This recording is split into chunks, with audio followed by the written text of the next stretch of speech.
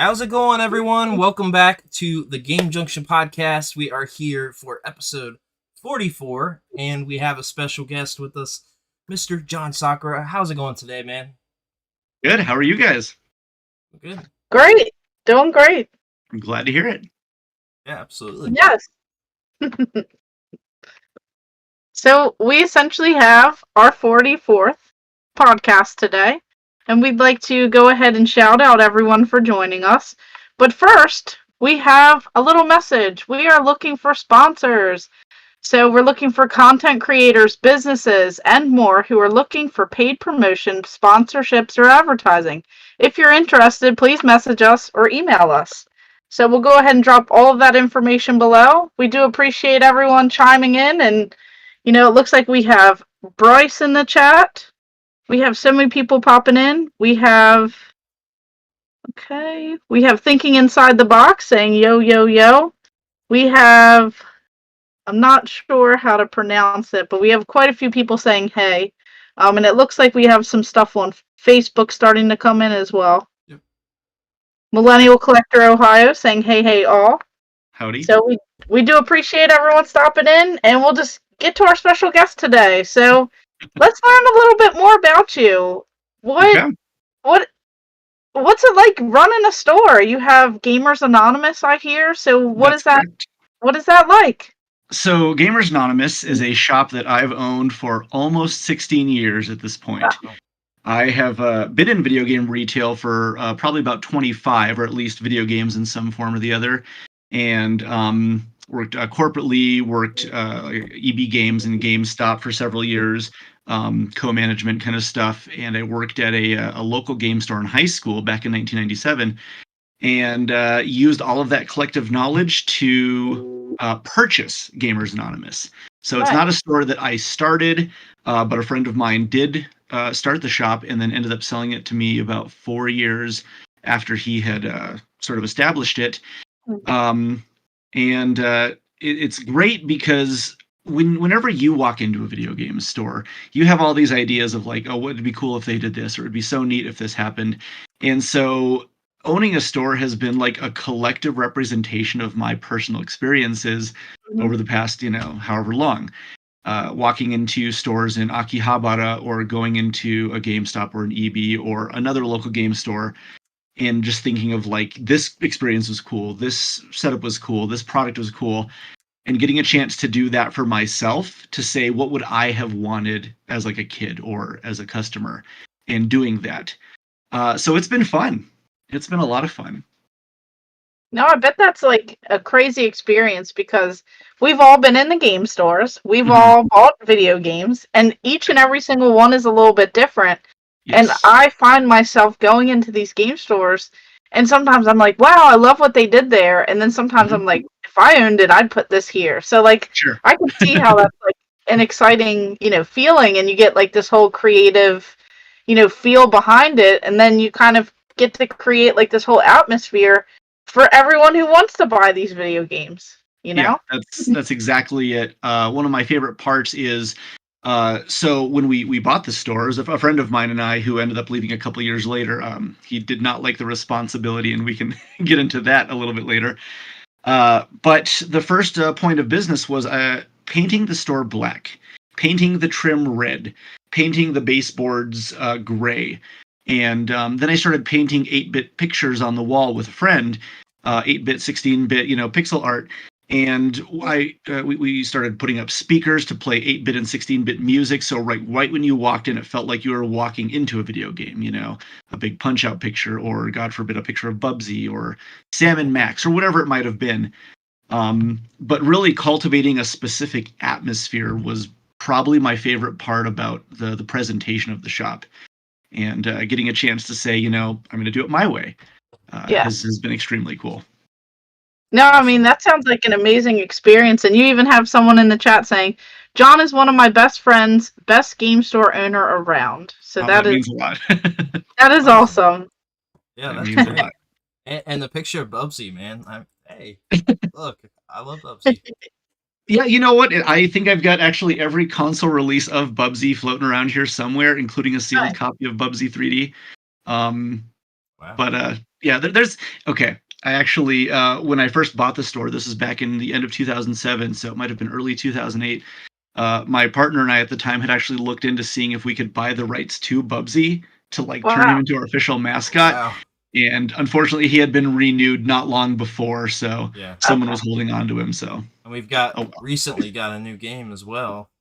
That's a couple of them. Yeah, absolutely. Yeah. Which Yep. I played one of them. I didn't know there was a few, but one of them I Mhm. played. I think it's on Game Pass or something. But it's actually pretty good. It's like an endless runner. Yeah. Yeah, it's not terrible. I mean, it's not Bubsy 3, Yeah. you know. Yeah. Very few are. Exactly. So yeah, I mean, with that said, let's tell us a little bit about you with the gaming community as a whole, because I know, like, you've been Sure. very active in the gaming community and been Yeah, very present. certainly. That's where I learned about you myself. So love to hear a Sure. little bit more about that. Yeah, so what's cool is owning a video game store is not like a means to sit there and like print money, because owning a small business is not that. And that's fine because I'm not like a money focused person, but I am very community oriented. And so a lot of it came down to being really present on social media and talking to people and engaging with people and giving people good in-person experiences. We started hosting game nights every Sunday where people would just come in and hang out, and we just set up tables and play games, and you could bring in your own stuff or you could play what we had there. And some people would bring in D&D, some people would bring in Beyblade. Sometimes we'd watch Awesome. movies on our projector. So it was all really just like having an inclusive place where anybody could come in and feel like they got to be part of a community where it didn't matter what your gaming background was, how good you were, what your preferences are, or even like orientation of any sort. Like everybody belongs in our shop. Everybody gets the opportunity to be a place where it is safe and comfortable and inclusive. That's the Yeah. goal. Yeah. That's awesome. No, I agree with that because there's so much negativity out there, and There is. you don't want all that stuff in your, like, in video games. It's like your escape from reality. You don't need all of that stuff. So that's Yeah. Sort of the gatekeeping nature of games can be a really sort of like, I don't know, odious thing. And I actually have a story about like I've always been pretty open to like people and like their tastes, but we had one specific experience that really sort of redefined how I look at video games. Mhm. And I was behind the counter one day, and this is probably 2008 or maybe 2009, and I was just cleaning up a bunch of Super Nintendo games. And this guy walks in, and he looks over at me, and I'm behind this glass counter. He says, "Do you guys have any Super Nintendo?" And I said, "Oh yeah, I'm looking at all this stuff right below me. Unboxed games on top, and then a bunch of boxed stuff down at the bottom." And he goes, "Oh, okay, cool." So he's checking it out, and he's looking around, and I'm thinking, what is this guy looking for? Does he want Zombies Ate My Neighbors? Does he want Link to the Past? Is he looking for, Super Metroid? Like, what's this guy's, taste? And he excitedly goes, oh, okay. Down here at the bottom, third from the bottom, like two to the right. And he goes, that one right there. And so I'm looking down, and I grab the game, and it's a copy of Super Black Bass on the Super Nintendo. And so I go, okay, right on. Let's pull it out, hand him the box, and he's just looking at it, and he's flipping it around and checking it out. And I said, oh, is this one you used to play a lot? And he goes, man, you don't understand. This is a game that I used to play every weekend with my dad before he died. Oh, wow. And in that moment, it made me realize that like there was no game in my store more valuable than that one, because the experience goes so far beyond cost. Oh, production value. Hold on. And he looks over at me. I'm getting a weird feedback thing. Oh my gosh. Hold on. Never mind. My phone is just being weird. My phone is playing the podcast. Technology! Your phone just wanted to watch this episode. That's all. Fix my audio real quick. That's ridiculous. All good. I'm so sorry. Yeah, no worries. No, it's fine. Anyway, I can still speak to you. But it really was that specific moment that spoke to me as a person who, like I said, it's not the value money wise, and it goes so much further than that. It goes into the experience that is. Oh my God. Sorry, now I can hear you guys again. Good. Oh, we lost your audio. Nope, I still can't hear it. Yeah, I can't hear you. Gotta love technology, everyone. It happens. I mean, it's pretty uncontrollable. Yeah, we'll shout out a couple people in the Yeah. chat real quick. Retro Tiburon, what up all? We have Todd Friedman in here. Hey, Hi Todd. everyone. And then we have Deciphon, Laugh. Pretty Lady is back. Love you guys. Been waiting for next episode. Awesome.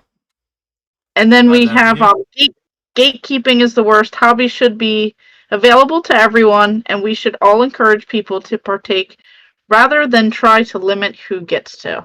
I mean, I agree with that. I just actually did a video on some gatekeeping stuff just because people like to leave not the nicest comments on, a lot of different YouTubers' channels and just in general. So,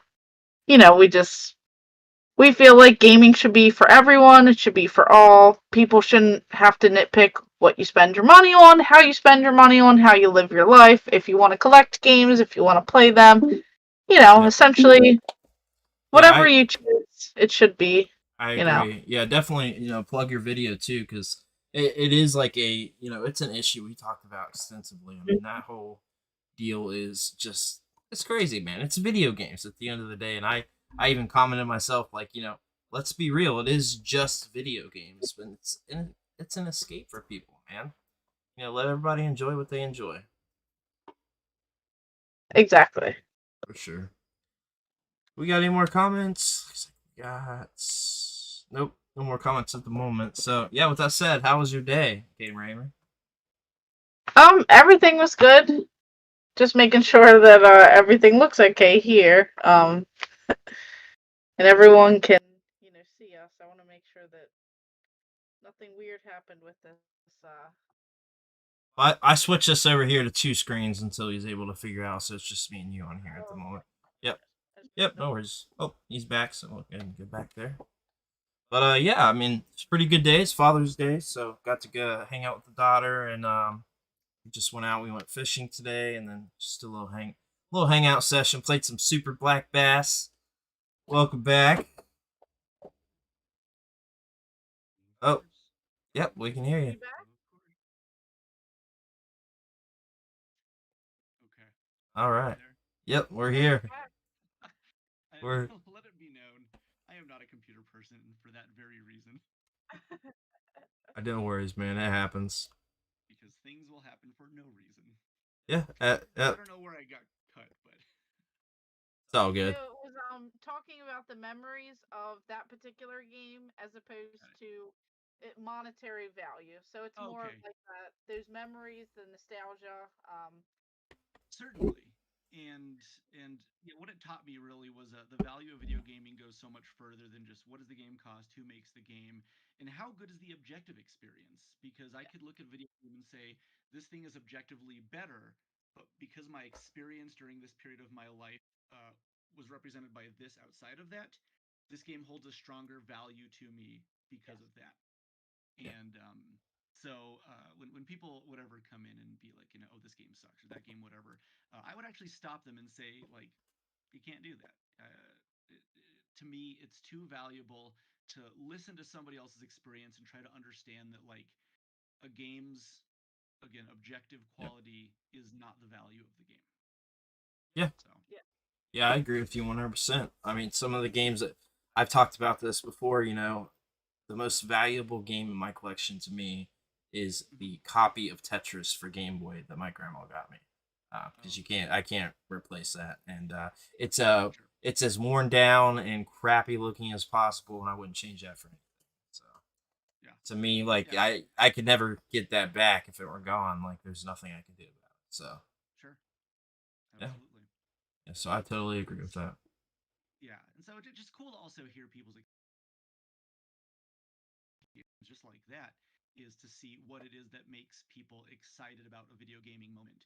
And despite having games that I'm not particularly into, because almost disgustingly optimistic when it comes to like my view of games because of that very reason, it doesn't mean every game's for me, and that's okay because they don't have to be. But if a game that I'm not into means something to somebody, I have no interest in crapping all over it because that's not my place. It doesn't Right. do anything, you know. Yeah. It doesn't solve any problems. It just causes issues. Yeah. So. And it's not fun to hear that something you like sucks. You know, it feels crummy. Yeah, because you're going to hear it from everybody else as it is, you know. So yeah, there's a lot of that happening, unfortunately. Right.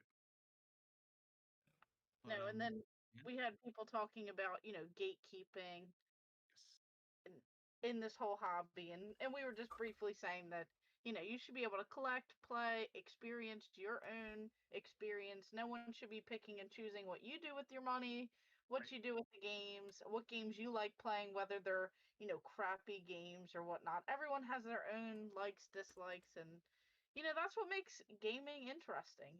It's so vast, like the variety. It's insane, and there's so many different types of people out there, and that's why there's so many different companies, and it's why we don't have just one gaming system with one game. There's so much. Mm-hmm. Yeah, different people, different audiences, and I think that's why I always want to embrace that, because if you teach somebody that, like, what they like is bad, you're discouraging them from possibly getting into a medium that could make them thrilled with the variety. But it just takes one bad person to deter somebody Yeah. from getting into, I think, one of the most inclusive hobbies we can all share. Yes. Yeah. Yeah, I agree with you 100%. Yeah, gaming's fun, and I want everybody to find something that works for them.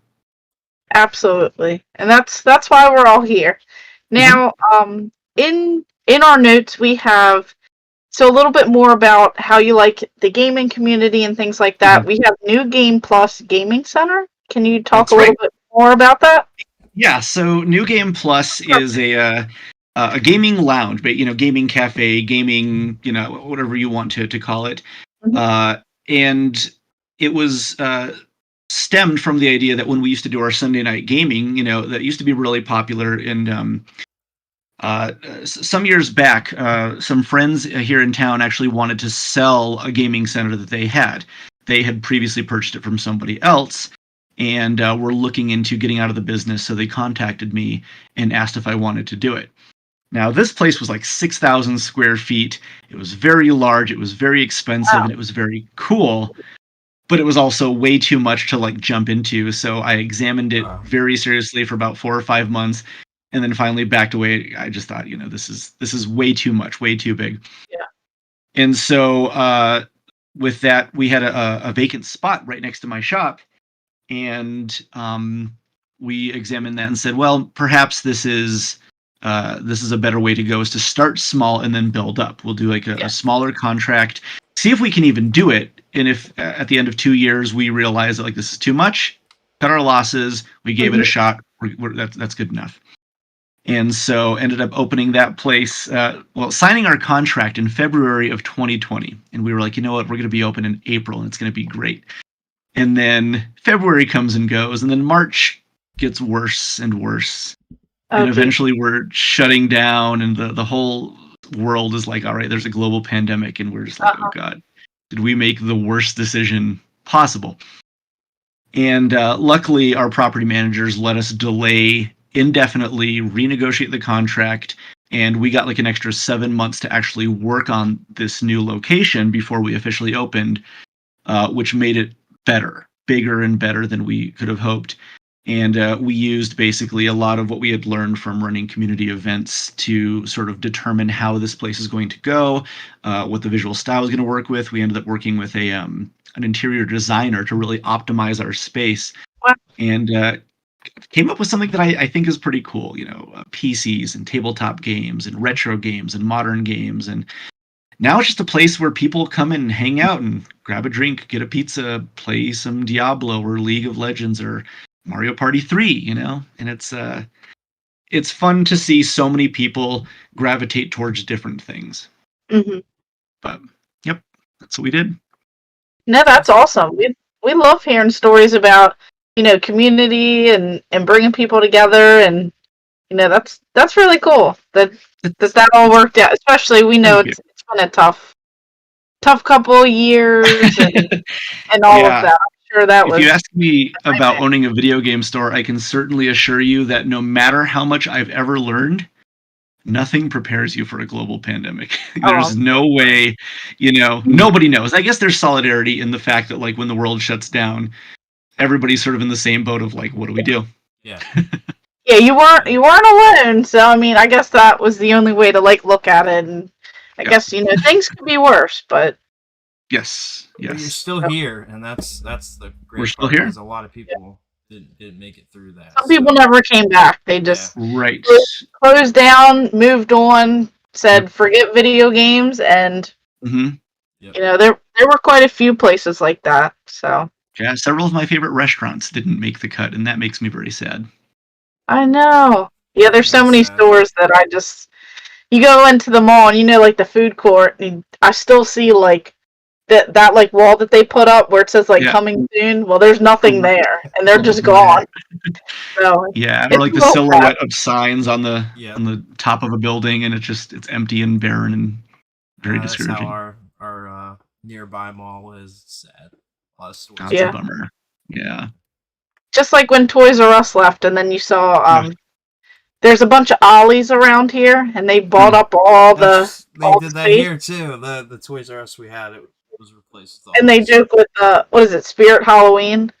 They joke with that too. Like there's like the memes where it's like get ready to go out of business, and then it's like here comes Spirit creeping in. Emptied out. Yeah, exactly. Creeping in the corpse of a building. I will say though, I do like Spirit Halloween. I'm a big Halloween guy. Yeah, for what it's worth, it's a nice spot. They actually open up and have a lot of cool stuff. Yeah, I like and they have tons of video game stuff, and like even like Ninja Turtles and toys, and they have prop replica things, and they just have so much cool stuff and like little knick-knacky things and displays. Yeah. It's actually really cool to go in there and check for all the cool video game stuff. It's cool to look at that and sort of examine the fact that, like, when we were kids, video games stuff was still very sort of like reserved for like this sort of niche group of interest. And now it is so almost super saturated. It is everywhere. And it's like the dream as a kid would be to walk into any toy store and see like a Mario toy or a Zelda toy, but nowadays, like, it's literally all over the place, and it's the coolest thing, like I wanted as a kid, seeing a shelf of Amiibo, that's like the ultimate fantasy is just a line of Nintendo toys as far as the eye can see. It's so weird to see, like, I was actually talking about this, to see a Zelda toy at Walmart. Like, we didn't have that as kids. Like, that was not a thing. Like, I wanted like a Link figure and like a Samus figure and like these things. Like, when I was a kid, we just didn't have that. Yeah. Awesome. I love it. Yeah, it's cool to see. Sure. Yeah, because it wasn't the cool thing back in the day, but nowadays you're cool if you like the nerdy stuff. Like, right? Yeah, it's definitely taken on a different meaning. And we're cool now, guys. It's that way with everything too, not just video games. Like, it's cool to be like emo or like any of that stuff. It's like in now. Like, that's the thing. Yeah. We have our moment, guys. We have our moment. We're not the weird ones anymore. Yeah, it's great that there's just so much. It wasn't a phase, Mom. It wasn't a phase. Right, exactly. Yeah, convinced my parents that like this was good for the long term, and now I can look at it and say, yes, it paid off. Yeah, we're the majority now. Yeah, exactly. That's crazy. So, social media. I wanted to ask you about that. First, like, where can everybody find you? Where are you active on? I know you left Facebook. Is that right? I remember seeing. I personally left Facebook. Yeah, that is correct. And so we still have our stores pages, and so I'm almost exclusively on Instagram at this point doing my thing. But you can find us, Gamers Anonymous and New Game Plus. Just the names on Facebook. If you go to Instagram, it's GA Retro because nobody likes to spell anonymous, so I shortened that for the sake of our website. And then New Game Plus ABQ, as we are based in Albuquerque, New Mexico, home of Breaking Bad. Oh, nice. And I believe the same is on Twitter. It's either New Game Plus NM or New Game Plus ABQ on Twitter, and GA Retro on Twitter. Okay, awesome. Very nice. And we'll drop, all of that in the description if it's not already there, and we'll make sure that, everyone can check that out. And whoever's watching, if you guys want to see some really awesome stuff and check out everything and be a part of, everything, especially if you're in the area, that would be the way to way to go to. Good food and some video games. And if you're following on Facebook, also make sure you do the New Game Plus Gaming Center. Yes, New Game Plus Gaming Center. Thank you. Page, so. Yes. Yeah. So that's awesome. Glad to see you on all the socials. Definitely gotta have that nowadays. So for you specifically, what are you collecting these days? Oh gosh, so I haven't collected anything video game-y in a while. You know, I'm buying games that I want to play, and I'll buy the Zelda Collector's Edition because I just want to, have it and play it. So I'm not going out of my way to collect video games specifically, just what I'm interested in. However, I have an awful lot of Ninja Turtle stuff that just keeps growing. Nice. It's dangerous. We love that. There's another resurgence of turtles, so they just keep coming. You know, I got like this 4 new items from NECA lines, and it just keeps happening. So I'm trying to calm down, but I can't. I just took a picture today because I stopped of the I don't remember if it was Leo, like the pizza launcher, the launcher ones. Oh yeah. Yeah. I took a bunch of pictures today because they got, man. Listen, that's another thing too, because like these like selections for toys, like just at my Walmart, like the Transformers. So like that's where I'm like super big at. I don't collect any of this stuff anymore, like toys. I haven't collected toys in a while. I would like to. It's just a space thing. But the Transformers like selection, so you've got the new movie, but then you've also got from their current animated show. Then you've also got like their retro line of stuff from like the G1, and it's the same thing with Turtles. Like you've got like the newer stuff, and then you've got like all these retro re-releases and like new releases based on the retro line, and like it's just crazy. It's overwhelming. Hard to keep up. Yeah. That's another thing with toys too. Why one of the reasons, because it just kept coming and coming and coming. Like especially with NECA, right? Because I was like heavy on some of the NECA stuff with like Turtles, like the Lightning collection with Power Rangers. I was going like crazy hard when that started. And expensive. It's just too much. Yeah, it's just there's too much coming out. Like when it started, I was like the one that was buying every single Lightning collection release. And then it just got to a point where I was like, I can't do this. We're getting like these crazy repaints and like, just like wild stuff that like wasn't even from the show. And like, they're just, money making. And it almost is too much at one point. In fact, as a kid, I kept, asking my mom to buy me Ninja Turtles toys. Yeah. And eventually it was coming out with, versions where like their shells would open, or you could put like the little slider in and make them say little phrases. And you could see their gums or whatever. And I was like, even at that point, I feel like as a collector, as a kid, I was like, this is maybe too much. I can't ask my mom to keep buying me 10 versions of Leonardo. So. And do you guys find that you guys want to be like completionists where, they release something and then you want to get every single thing with it? I was like that with the Lightning collection. That's why I stopped doing it, because I was buying every single release. And those are expensive. That's like the premium line. Yeah. Yeah, and I held with it for like probably the first 6 months it was out, and then it was like you were getting like there's like 4 repaints of just the standard Megazord. There's like a gold and then a platinum, and like I was like, can't do it anymore. So that gets really dangerous, and I will limit myself to like a certain line, but I also will look at certain ones and go, I'm only going to buy a couple of characters that I'm interested in, because the rabbit hole's too deep. I've personally never purchased any Funko Pops for myself because I know that that's too dangerous. But then a buddy of mine ended up gifting me all of the Ninja Turtles ones except for Rocksteady, who's my favorite character, also happens to be the most expensive, and it was just like, oh my god, what do I do? So I've stopped myself for the most part, but then like a specific like one-off set will come out, and I'll deal with that. Or recently there was like the Universal line that was like, Leonardo's the Hunchback or Mikey's the Mummy. And they're really cool, but also I knew that was going to be finite, so I grabbed those. But it's dangerous, and I try to really stop myself, usually unsuccessfully. Yeah, no, you've really got to set a sort of limit. It's the same way with games, right? Like you've got to set a certain limit on what you're doing or like what you're collecting. Like I've gotten to a phase where like I'm a lot more selective these days. Yes. You've got to be to a point. Like Mhm. it can just be, it can get like overwhelming, and if a hobby is getting overwhelming, you're doing it wrong. You It's almost gotta unenjoyable. And yeah, you just sort of miss the forest for the trees. yeah, yep, I Yeah. agree. Yeah, you get to a Yeah, point where so you've got to really like kind of be selective with what you're doing and and that's I think choose. yeah, where I stopped collecting like just sort of in generals because I have a lot of stuff and the biggest thing was a lot of stuff was coming through my store. Now I didn't want to take stuff away from customers, so I still really selective about what I would take for myself. And I would start to limit it to like, well, if it's been on the shelf for a month and nobody's picking it up, okay, maybe I can do something like that. Or maybe it's a really rare NES game that I have been looking for. Okay, there's some perks to owning the business. But I've tried to like limit myself from that, and so I mostly collect like Nintendo stuff at this point, but only Okay. if it's something I have a direct like association with or a memory. And I Yes. think at this point I've gotten everything that like I really need, as that were. Um, I've got like an almost complete NES collection here in the house, a lot of box stuff and a ton of loose games.